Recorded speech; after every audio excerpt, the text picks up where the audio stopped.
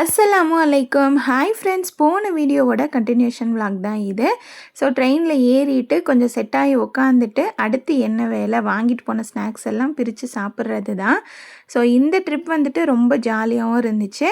Trip start ஆனப்போ கொஞ்சம் எமோஷ்னலாகவும் இருந்துச்சு. ஏன்னா எனக்கு எங்கள் மாமி ஞாபகம் வந்துடுச்சு.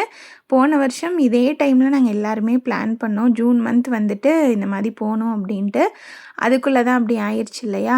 ஸோ மனசுக்குள்ளே அது அப்படியே ஓடிட்டே தான் இருந்துச்சு. ஒரு பக்கம் சிரிச்சிட்டே இருந்தாலும் அவங்க பிள்ளைங்க 3 பேரும் வந்திருந்தாங்க. அல்ஹம்துலில்லாஹ் நல்லா இருந்துச்சு. நல்லா ஜாலியாக என்ஜாய் பண்ணணும். எப்போ நாங்கள் எல்லோரும் ஒன்று சேர்ந்தாலும் விளாடுற ஒரே விளையாட்டு ராஜா ராணி தான்.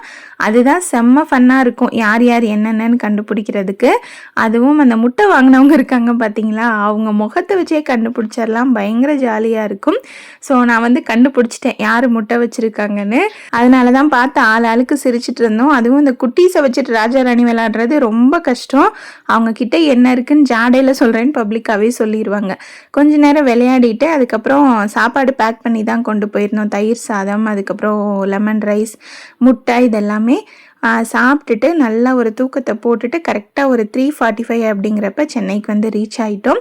ஸோ அந்த டைம்லேயுமே பார்த்திங்கன்னா அங்கே கூட்டமாக தான் இருக்குது. இங்கே கொடைக்கானல்லாம் பார்த்திங்கன்னா அந்த டைமில் ஒரு ஈக்காக்கா இருக்காது, அவ்வளோ அமைதியாக இருக்கும். ஆனால் அந்த ஊர் பார்த்திங்கன்னா பரபரப்பாக தான் இருந்துச்சு.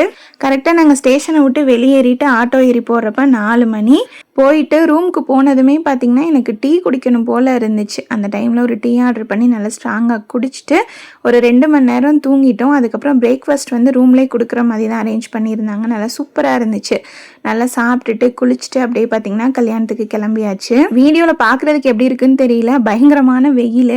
ஆட்டோவில் போனதுக்கும் அதுக்கும் பார்த்திங்கன்னா ஏதோ கிரில் மிஷின்குள்ளே உட்காந்து போகிற மாதிரி இருந்துச்சு. என்னதான் எவ்வளோ வெயிலாக இருந்தாலும் சரி, இவ்வளோ தூரத்தில் இருந்து போயிட்டு நம்ம சொந்த பந்தங்கள்லாம் பார்த்து ஒரு இடத்துல பேசிட்டு வர்றது பயங்கர ஹாப்பி தான் இல்லையா? ஸோ இவங்க தான் நம்ம கல்யாண பொண்ணு மாப்பிள்ளை. இவங்களுக்காக துவா செஞ்சுக்கோங்க, இவங்களோட ஃப்யூச்சர் அல்ஹம்துலில்லாஹ் நல்லபடியாக அமையணும் அப்படின்ட்டு.